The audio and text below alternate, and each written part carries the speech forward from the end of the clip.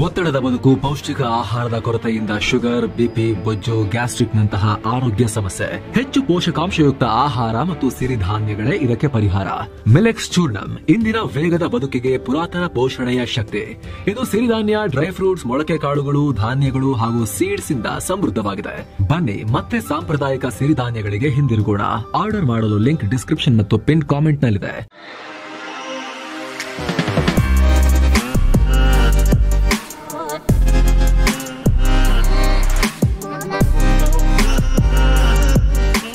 Hi friends, ದಿನದ ಎಲ್ಲಾ ಪ್ರಮುಖ ಸುದ್ದಿಯನ್ನ ನಿಮಗೆ ತಲುಪಿಸೋ ಮಸ್ತ್ ಮಗ ಚಾನೆಲ್ನ ಫುಲ್ ನ್ಯೂಸ್ಗೆ ಸ್ವಾಗತ. ನಾನು ಅಮರ್ ಪ್ರಸಾದ್. ಉತ್ತರ ಪ್ರದೇಶದಲ್ಲಿ ನಡೆದ ಘಟನೆಯೊಂದು ಇಡೀ ದೇಶದಲ್ಲಿ ಕೋಲಾಹಲ ಸೃಷ್ಟಿಸಿದೆ. ಇದರ ಪರಿಣಾಮ ಮುಸ್ಲಿಂ ಸಂಘಟನೆಗಳು ಐ ಲವ್ ಮೊಹಮ್ಮದ್ ಅಂತ ಪ್ರತಿಭಟನೆ ಮಾಡ್ತಾ ಇದ್ದಾರೆ. 100 ಜನರ ಮೇಲೆ ಎಫ್ಐಆರ್ ಕೂಡ ಆಗಿದೆ. ಉತ್ತರಾಖಂಡ್ ಒಂದರಲ್ಲೇ ಅದು ಒಂದೇ ಜಾಗದಲ್ಲಿ 500 ಜನರ ಮೇಲೆ ಕೇಸ್ ಆಗಿದೆ. ಯುಪಿನಲ್ಲಿ ಆರಂಭ ಆದ ಈ ಹೋರಾಟ ಮೊದಲಿಗೆ ಉತ್ತರಾಖಂಡ್, ನಂತರ ಗುಜರಾತ್, ಮಹಾರಾಷ್ಟ್ರ, ತೆಲಂಗಾಣ ಈ ರೀತಿ ಹಲವು ರಾಜ್ಯಗಳಿಗೆ ಹರಡ್ತಾ ಇದೆ. ಗುಜರಾತ್ನ ಗೋಧ್ರಾದಲ್ಲಂತೂ ಪೊಲೀಸ್ ಸ್ಟೇಷನ್ ಧ್ವಂಸ ಮಾಡಿದ ಆರೋಪದ ಮೇಲೆ ಇದುವರೆಗೆ 17 ಜನರನ್ನ ಅರೆಸ್ಟ್ ಮಾಡಲಾಗಿದೆ. 80ಕ್ಕೂ ಅಧಿಕ ಜನರ ಮೇಲೆ ಕೇಸ್ ದಾಖಲಿಸಲಾಗಿದೆ. ರಾಜಕೀಯವಾಗೂ ಕೂಡ ತೀವ್ರ ಸಂಘರ್ಷಕ್ಕೆ ಕಾರಣ ಆಗಿದೆ.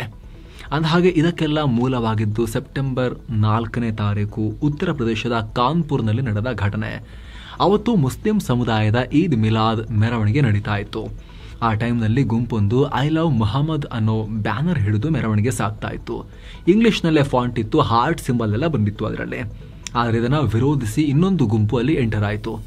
ಆಕ್ಷೇಪಣೆ, ಮಾತಿನ ಚಕಮಕಿ ಕೂಡ ನಡೆದಿದೆ. ಸಾಂಪ್ರದಾಯಿಕವಾಗಿ ಇಷ್ಟು ದಿನ ಈದ್ ಮಿಲಾದ್ ಬರೀ ಮೆರವಣಿಗೆ ಮಾಡಲಾಗ್ತಿತ್ತು. ಆದ್ರೆ ಈಗ ಹೊಸ ಟ್ರೆಂಡ್ ಸೃಷ್ಟಿ ಮಾಡಲಾಗ್ತಿದೆ. ಇದು ಧಾರ್ಮಿಕ ಪ್ರಚೋದನೆ ಮಾಡೋ ಕೆಲಸ ಅಂತ ಕೆಲ ಹಿಂದೂ ಸಂಘಟನೆಗಳು ಇದನ್ನ ಪ್ರಶ್ನೆ ಮಾಡಿದ್ರು. ನಂತರ ಇದು ವಿವಾದಕ್ಕೆ ತಿರುಗಿ ಪೊಲೀಸರು ಮಧ್ಯ ಪ್ರವೇಶ ಮಾಡಿ ಆ ಬ್ಯಾನರ್ ಅನ್ನ ತೆಗೆದ್ರು. ಸರ್ಕಾರಿ ನಿಯಮಗಳ ಪ್ರಕಾರ ಧಾರ್ಮಿಕ ಮೆರವಣಿಗೆ ವೇಳೆ ಯಾವುದೇ ರೀತಿ ಹೊಸ ಬದಲಾವಣೆ ತರೋಕೆ ಅನುಮತಿ ಇಲ್ಲ ಅಂತ ಹೇಳಿದ್ರು. ಜೊತೆಗೆ ಹಳೆ ಸಾಂಪ್ರದಾಯಿಕ ಟೆಂಟ್ ಬದಲು ಹೊಸ ಟೆಂಟ್ ಮತ್ತು ಬ್ಯಾನರ್ ಅನ್ನ ರಿಪ್ಲೇಸ್ ಮಾಡಲಾಗಿದೆ ಅಂತ ಪೊಲೀಸರು ಅದಕ್ಕೂ ತಡೆ ಒಡ್ಡಿ ಹಳೆ ಬ್ಯಾನರ್ಗಳನ್ನ ತಗೊಂಬನ್ನಿ ಅಂತ ಹೇಳಿದ್ರು. ಇದಾದ್ಮೇಲೆ ಹಿಂದೂ ಮತ್ತು ಮುಸ್ಲಿಂ ಸಂಘಟನೆಗಳ ನಡುವೆ ಕೆಲ ಕಾಲ ಮಾತಿನ ಚಕಮಕಿ ನಡೀತು. ಐ ಲವ್ ಮೊಹಮ್ಮದ್ ಅನ್ನೋ ಪೋಸ್ಟರ್ ಅನ್ನೇ ಹರಿದು ಹಾಕಿದ್ದಾರೆ ಅಂತ ಮುಸ್ಲಿಂ ಸಂಘಟನೆಗಳು ದೂರಿದ್ರು. ಇದಾದ್ಮೇಲೆ ಸೆಪ್ಟೆಂಬರ್ 9ಕ್ಕೆ ಕಾನ್ಪುರ ಪೊಲೀಸರು 24 ಜನರ ಮೇಲೆ ಕೇಸ್ ಹಾಕಿದ್ರು.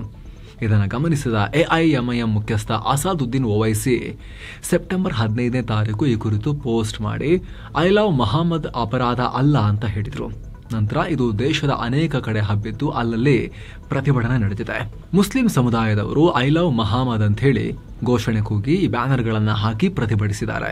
ಉತ್ತರ ಪ್ರದೇಶದ ಕಾನ್ಪುರ, ಉನ್ನಾವೋ, ಲಕ್ನೋ, ಕೌಶಂಬಿ, ಮಹಾರಾಜ್ಗಂಜ್, ಕಾಶಿಪುರ್ ಎಲ್ಲಾ ಕಡೆ ಈ ಪ್ರತಿಭಟನೆ ನಡೆದಿದೆ.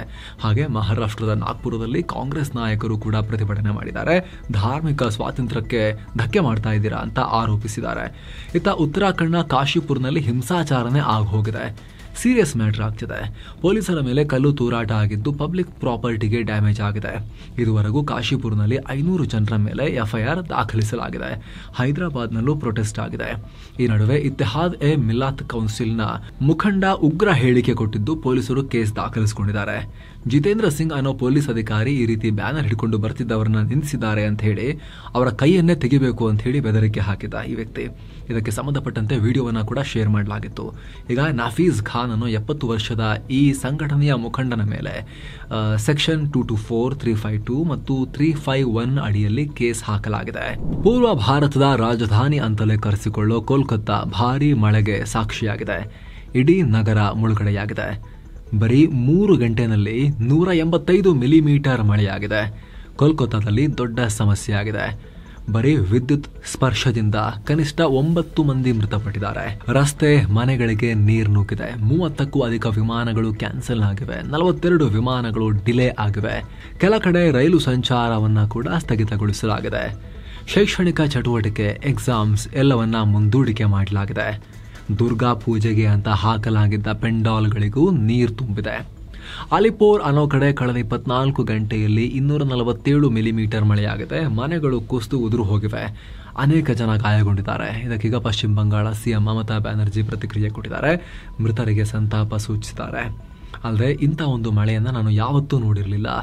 ಈ ಮಳೆಗೆ ಸಾವು ನೋವಾಗಿರೋದನ್ನು ಕೇಳಿ ತುಂಬ ಬೇಸರವಾಗಿದೆ ಅಂದಿದ್ದಾರೆ. ಸದ್ಯ ರಕ್ಷಣಾ ತಂಡಗಳು ಹೈ ಅಲರ್ಟ್ ಇವೆ. ಇನ್ನು ಮುಂದೆ ಕೂಡ ಕೋಲ್ಕತ್ತಾ ಭಾಗದಲ್ಲಿ ಭಾರೀ ಮಳೆಯ ನಿರೀಕ್ಷೆ ಇದ್ದು ಸಮುದ್ರ ತೀರದಲ್ಲೂ ಅಲರ್ಟ್ ಘೋಷಿಸಲಾಗಿದೆ. ಇನ್ನೊಂದು ಕಡೆ ಮಹಾರಾಷ್ಟ್ರದ ಮರಾಠವಾಡ ಅನ್ನೋ ಕಡೆ ಕಳೆದ 4 ದಿನಗಳಿಂದ ಮಳೆಯಾಗ್ತಿರೋದ್ರಿಂದ 8 ಜನ ಮೃತಪಟ್ಟಿದ್ದಾರೆ. 100 ಮನೆಗಳಿಗೆ ಡ್ಯಾಮೇಜಸ್ ಆಗಿದೆ. ಏನೋ ಬುರ್ಡೆ ಫೈಲ್ಸ್ ನಲ್ಲಿ ದೊಡ್ಡ ಬೆಳವಣಿಗೆಯಾಗಿದೆ. ಈ ಪ್ರಕರಣದಲ್ಲಿ ಜೋರಾಗಿ ಕೇಳಿ ಬರ್ತಾ ಇದ್ದ ಮಹೇಶ್ ಶೆಟ್ಟಿ ತಿಮರೋಡಿಯನ್ನ 1 ವರ್ಷದವರೆಗೆ ದಕ್ಷಿಣ ಕನ್ನಡ ಜಿಲ್ಲೆಯಿಂದಲೇ ಹೊರಕ್ಕೆ ದಬ್ಬಲಾಗಿದೆ, ಗಡೀಪಾರು ಮಾಡಲಾಗಿದೆ. ದಕ್ಷಿಣ ಕನ್ನಡ ಜಿಲ್ಲೆಯಿಂದ ರಾಯಚೂರು ಜಿಲ್ಲೆಯ ಮಾನ್ವಿ ತಾಲೂಕಿಗೆ ಗಡೀಪಾರು ಮಾಡಿ ಅಂತ ಕರ್ನಾಟಕ ಸರ್ಕಾರ ನಿರ್ಧಾರ ಮಾಡಿದೆ. ಅಂದ್ರೆ ನೇರವಾಗಿ ಸಿದ್ದರಾಮಯ್ಯನವರಲ್ಲ, ಸಹಾಯಕ ಆಯುಕ್ತೆ ಸ್ಟೆಲ್ಲಾ ವರ್ಗೀಸ್ ಆದೇಶ ಹೊರಡಿಸಿದ್ದಾರೆ. ಮಹೇಶ್ ಶೆಟ್ಟಿ ತಿಮರೋಡಿ ವಿರುದ್ಧ ಸುಮಾರು 32 ವಿವಿಧ ಪ್ರಕರಣಗಳು ದಾಖಲಾಗಿವೆ. ಈ ಕಾರಣದಿಂದ ಅವ್ರನ್ನ ಗಡೀಪಾರು ಮಾಡೋಕೆ ಆಗ್ರಹ ಕೇಳಿ ಬಂದಿದ್ವು. ಇದರ ಬೆನ್ನಲ್ಲೇ ಗಡೀಪಾರು ಮಾಡೋ ಕ್ರಮ ತಗೊಳ್ಳಲಾಗಿದೆ. ಸೆಪ್ಟೆಂಬರ್ 20ನೇ ತಾರೀಕೆ ಮಹೇಶ್ ಶೆಟ್ಟಿ ತಿಮರೋಡಿಯನ್ನ ರಾಯಚೂರಿಗೆ ಗಡೀಪಾರು ಮಾಡೋಕೆ ಆದೇಶ ಹೊರಡಿಸಲಾಗಿದೆ. ಅಂದಹಾಗೆ ತನ್ನಂತಾನು ಹಿಂದೂ ಪರ ಮುಖಂಡ ಅಂತ ಹೇಳಿಕೊಳ್ಳುವ ಮಹೇಶ್ ಶೆಟ್ಟಿ ತಿಮರೋಡಿ ಅವರು ಸೌಜನ್ಯ ಪ್ರಕರಣ ಸೇರಿ ಹಲವು ಪ್ರಕರಣಗಳಲ್ಲಿ ಹೋರಾಟ ಮಾಡ್ತೀನಿ ಅಂತ ಗುರುತಿಸಿಕೊಂಡಿದ್ರು. ಅಲ್ಲದೆ ನೇತ್ರಾವತಿ ಫೈಲ್ಸ್ ನಲ್ಲೂ ಕೂಡ ಸಾಕಷ್ಟು ಬಾರಿ ಹೆಸರು ಕೇಳಿಬಂದಿತ್ತು. SIT ಅಧಿಕಾರಿಗಳು ಅವರ ಮನೆ ಮೇಲೆ ದಾಳಿ ಮಾಡಿದ್ರು. ಈ ಸಂದರ್ಭದಲ್ಲಿ ಶಸ್ತ್ರಾಸ್ತ್ರಗಳು ಪತ್ತೆಯಾಗಿದ್ದು ಬೆಳ್ತಂಗಡಿ ಪೊಲೀಸ್ ಸ್ಟೇಷನ್ನಲ್ಲಿ ಕೇಸ್ ದಾಖಲಾಗಿತ್ತು. ಸದ್ಯ ಇವರ ವಿರುದ್ಧ ಸುಮಾರು 32 ಪ್ರಕರಣಗಳಿದ್ದು ಅವೆಲ್ಲ ವಿಚಾರಣಾ ಹಂತದಲ್ಲಿವೆ. ಈಗ ಅವ್ರನ್ನ ಗಡೀಪಾರು ಮಾಡೋಕೆ ಆದೇಶ ಹೊರಡಿಸಲಾಗಿದೆ. ಇನ್ನು ಬುರ್ಡೆ ಚಿನ್ನಯ್ಯಂಗೆ ದುಡ್ಡು ಕೊಟ್ಟ ಆರೋಪದ ಮೇಲೆ ಮಹೇಶ್ ಶೆಟ್ಟಿ ತಿಮರೋಡಿ ಅವರ ಆಪ್ತರು ಎನ್ನಲಾದ 11 ಜನರಿಗೆ SIT ವಿಚಾರಣೆಗೆ ಬರುವಂತೆ ನೋಟಿಸ್ ನೀಡಿದೆ.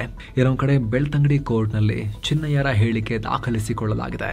ಎಲ್ಲಾ ಕಡೆ ಸಿನಿಮಾ ಟಿಕೆಟ್ಗೆ 200 ರೂಪಾಯಿಗಿಂತ ಜಾಸ್ತಿ ರೇಟ್ ಇಡಂಗಿಲ್ಲ ಅಂತ ಕರ್ನಾಟಕ ಸರ್ಕಾರ ಆಸ್ ಇಫ್ ಇವರೇ ಸಿನಿಮಾ ಪ್ರೊಡ್ಯೂಸ್ ಮಾಡೋರ ತರ ಆದೇಶ ಹೊರಡಿಸಿದ್ರಲ್ಲ, ಇದಕ್ಕೀಗ ಕರ್ನಾಟಕ ಹೈಕೋರ್ಟ್ ಮಧ್ಯಂತರ ತಡೆ ಕೊಟ್ಟಿದೆ. ನ್ಯಾಯಮೂರ್ತಿಗಳಾದ ರವಿ ಹೊಸಮನಿ ಅವರಿದ್ದ ಪೀಠ ತಡೆ ನೀಡಿ ವಿಚಾರಣೆಯನ್ನ ಮುಂದೂಡಿದೆ. ರಾಜ್ಯ ಸರ್ಕಾರ ಏಕಪಕ್ಷೀಯವಾಗಿ ಈ ನಿರ್ಧಾರ ತಗೊಂಡಿದೆ. ಇದರಿಂದ ನಮ್ಮ ಬಿಸ್ನೆಸ್ಗೆ ಲಾಸ್ ಆಗುತ್ತೆ ಅಂತ ಮಲ್ಟಿಪ್ಲೆಕ್ಸ್ ಹಾಗೂ ಥಿಯೇಟರ್ ಓನರ್ ಮತ್ತು ಸಿನಿಮಾ ನಿರ್ಮಾಪಕರುಗಳೆಲ್ಲ ಹೋಗಿ ಅರ್ಜಿ ಹಾಕಿದ್ರು. ಇದರ ವಿಚಾರಣೆ ನಡೆಸಿದ ಕೋರ್ಟ್ ಮಧ್ಯಂತರ ತಡೆಯನ್ನ ಕೊಟ್ಟಿದೆ. ಏನೋ ಹಾಸನ ಜಿಲ್ಲೆಯ ಹಿಮ್ಸ್ ನಲ್ಲಿ ವೈದ್ಯರು ದೊಡ್ಡ ಹಿಂಸೆ ಕೊಟ್ಬಿಟ್ಟಿದ್ದಾರೆ ರೋಗಿಯೊಬ್ಬರಿಗೆ.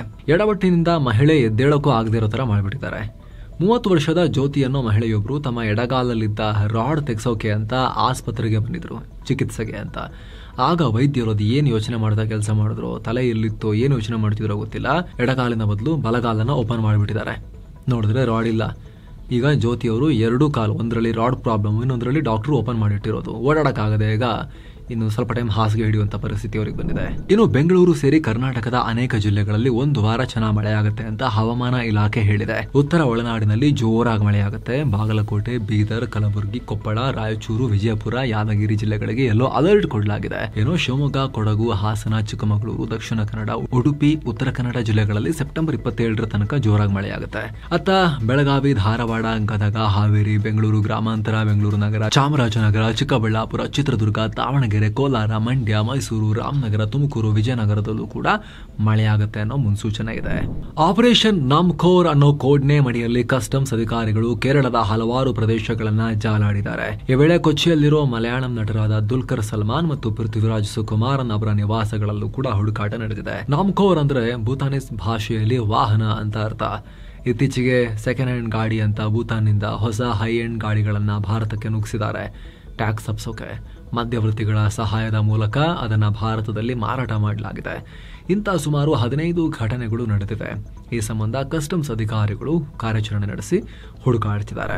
71ನೇ ರಾಷ್ಟ್ರೀಯ ಚಲನಚಿತ್ರ ಪ್ರಶಸ್ತಿ ಪ್ರದಾನ ಸಮಾರಂಭ ದಿಲ್ಲಿಯಲ್ಲಿ ನಡೆದಿದೆ. ರಾಷ್ಟ್ರಪತಿ ದ್ರೌಪದಿ ಮುರ್ಮು ಪ್ರಶಸ್ತಿಯನ್ನ ಪ್ರದಾನ ಮಾಡಿದ್ದಾರೆ. ಬೆಸ್ಟ್ ಫಿಲ್ಮ್ ಕ್ಯಾಟಗರಿಯಲ್ಲಿ 12th ಫೇಲ್ ಸಿನಿಮಾಗೆ ಪ್ರಶಸ್ತಿ ಸಿಕ್ಕಿದೆ.